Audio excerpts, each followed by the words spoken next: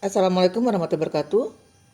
Hai teman-teman, bertemu kembali dengan saya, Ibu Sumiati, di channel Sumiati Hadi. Kali ini saya akan membahas tentang soal-soal PPG untuk persiapan pretest maupun UP. Di video kali ini, saya akan membahas tentang soal pedagogik dengan materi jenis-jenis penilaian. Sebelum kita mulai, marilah sama-sama kita melafazkan basmalah. Bismillahirrahmanirrahim. Soal 1. Guru meminta peserta didik untuk mengumpulkan catatan selama proses pembelajaran khusus. Catatan tersebut kemudian akan menjadi bahan penilaian guru terhadap peserta didik. Yang dilakukan oleh guru tersebut merupakan bentuk penilaian A. Kinerja, B. Praktik, C. Proyek, D. Portofolio, E. Penugasan. Kalau kita lihat di soal 1 ini, kata kuncinya adalah guru meminta peserta didik untuk mengumpulkan catatan mereka selama proses pembelajaran ya. Jadi di sini peserta didik diminta untuk mengumpulkan catatan mereka selama proses pembelajaran. Nah, inilah yang menjadi bahan penilaian bagi guru. Karena di sini siswa diminta untuk mengumpulkan catatan ya atau mengumpulkan catatan, kata kuncinya, berarti jawaban yang paling tepat untuk bentuk penilaiannya adalah yang D. Karena bentuk penilaian portofolio itu adalah teknik penilaian menggunakan bukti-bukti hasil belajar peserta didik sesuai dengan kompetensi yang dikuasai. Bukti-bukti hasil belajar mereka itu kita sebut dengan penilaian portofolio ya. Jadi bukti hasil belajar peserta didik ini adalah catatan yang sudah mereka buat selama proses pembelajaran. Soal 2. Pak Beni ingin menilai kemampuan peserta didik dalam membuat suatu karya. Penilaian yang tepat dilakukan oleh Pak Beni adalah A. Portofolio, B. Kinerja, C. Jurnal, D. Proyek, E. Praktik. Kalau kita lihat di sini, di soal 2, Pak Beni ini melakukan penilaian dengan cara melihat kemampuan peserta didik dalam membuat suatu karya. Jadi kata kuncinya adalah membuat suatu karya. Nah, karena di sini kata kuncinya adalah membuat suatu karya, maka penilaian yang paling tepat ini adalah yang D. Penilaian proyek. Karena penilaian proyek itu menilai kemampuan peserta didik dalam membuat suatu karya atau produk. Jadi jawaban yang paling tepat adalah yang D, penilaian proyek. Soal 3. Yang bukan merupakan teknik penilaian sikap adalah A. Penilaian diri, B. Portofolio, C. Jurnal, D. Wawancara, E. Observasi. Nah, jawaban yang paling tepat untuk soal yang bukan merupakan teknik penilaian sikap adalah yang B. Portofolio. Karena teknik penilaian kompetensi sikap itu terdiri dari observasi, penilaian diri, penilaian antar peserta didik atau penilaian antar teman, jurnal, dan wawancara. Jadi yang tidak masuk ke dalam teknik penilaian kompetensi sikap itu adalah yang B, portofolio. Soal 4. Guru melakukan penilaian dengan meminta siswa untuk membacakan pidato. Kegiatan tersebut termasuk jenis A. Penilaian praktik, B. Penilaian produk, C. Penilaian proyek, D. Penilaian portofolio, E. Penilaian diri. Nah, kalau kita lihat di sini, kata kuncinya adalah di sini guru meminta siswa untuk membacakan pidato.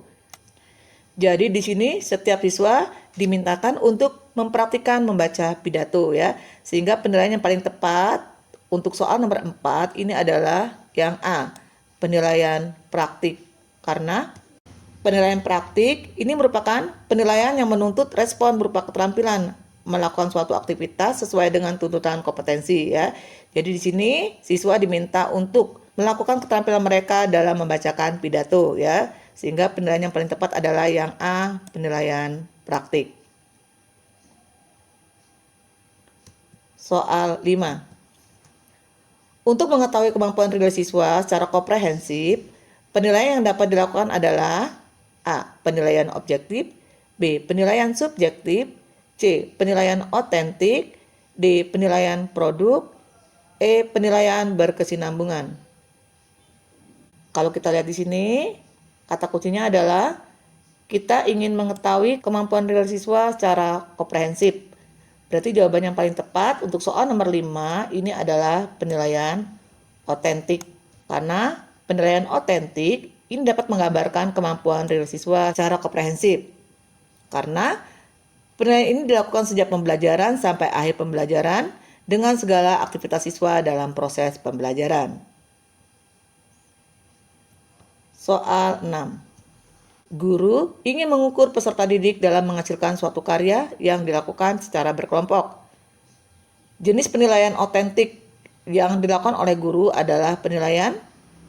Kalau kita lihat di sini, kata kuncinya adalah guru ingin mengukur kemampuan peserta didik dalam menghasilkan suatu karya. Ingat ya, kata kuncinya adalah menghasilkan suatu karya. Berarti di sini penilaian yang paling tepat adalah yang C, penilaian proyek.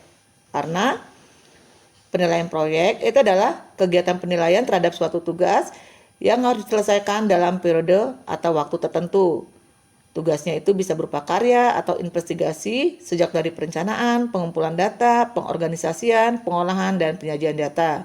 Ya, jadi untuk soal 6 ini saya ulangi sekali lagi, kata kuncinya adalah peserta didik menghasilkan suatu karya. Jadi menghasilkan suatu karya yang dilakukan secara individu maupun secara berkelompok itu masuk kategori penilaian proyek. Ya. Soal 7. Hasil pengolahan nilai matematika kelas 10 menampilkan bahwa dari 30 peserta didik, terdapat 25 siswa yang memperoleh nilai mencapai KKM. KKM yang ditetapkan untuk mata pelajaran matematika adalah 75. Berdasarkan ilustrasi di atas, penilaian yang demikian disebut penilaian A. Terpadu, B. Objektif, C. Menyeluruh, D. Norma, E. Acuan patokan. Kalau kita lihat di sini, di soal 7, kata kuncinya adalah penilaiannya ditetapkan berdasarkan KKM. Ya, jadi di sini ditetapkan bahwa ada patokan nilainya yaitu KKM sebesar 75. Ya, karena di sini penilaian menggunakan patokan KKM, kita sebut sebagai penilaian acuan patokan. Karena penilaian acuan patokan itu merupakan suatu cara penentuan pencapaian peserta didik dengan menggunakan sejumlah patokan yang didasarkan pada batas kelulusan atau disebut dengan KKM. Soal 8. Penilaian yang merupakan suatu kumpulan tugas peserta didik yang akan dijadikan bahan untuk menyusun hasil laporan belajar kepada orang tua adalah A. Jurnal, B. Rapor, C. Produk, D. Kinerja, E. Portofolio. Nah, kalau kita lihat di sini, di soal 8, kata kuncinya adalah penilaiannya dilakukan dengan cara peserta didik mengumpulkan tugas. Jadi di sini ada kumpulan tugas peserta didik, ya. Sehingga jawaban yang paling tepat, karena di sini berupa kumpulan tugas, adalah yang E, portofolio. Karena penilaian portofolio itu adalah teknik penilaian menggunakan bukti-bukti hasil belajar peserta didik sesuai dengan kompetensi yang dikuasai. Ingat ya, kalau misalnya penilaiannya berupa pengumpulan tugas-tugas, itu berarti penilaian portofolio. Jadi jawaban yang paling tepat untuk soal nomor 8 ini adalah yang E, portofolio.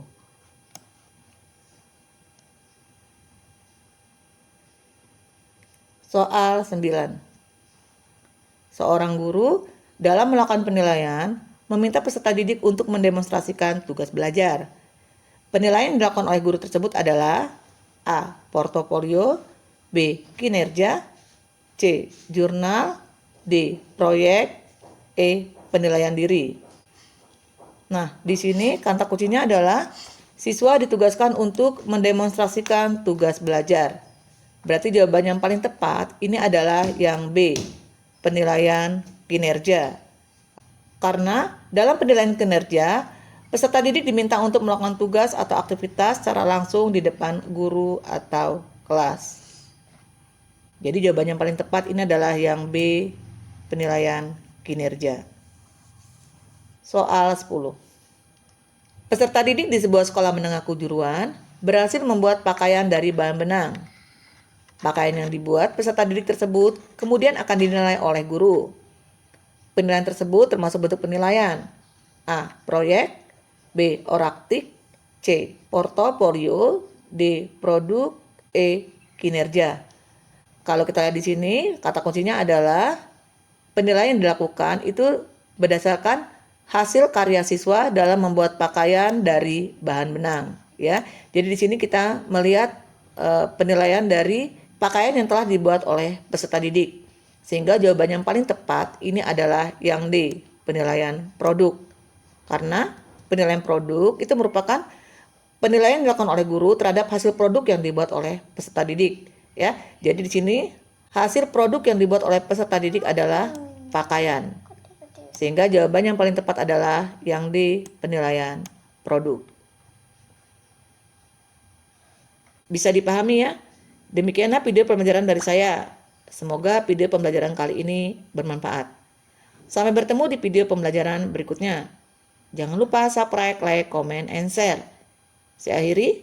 Wassalamualaikum warahmatullahi wabarakatuh.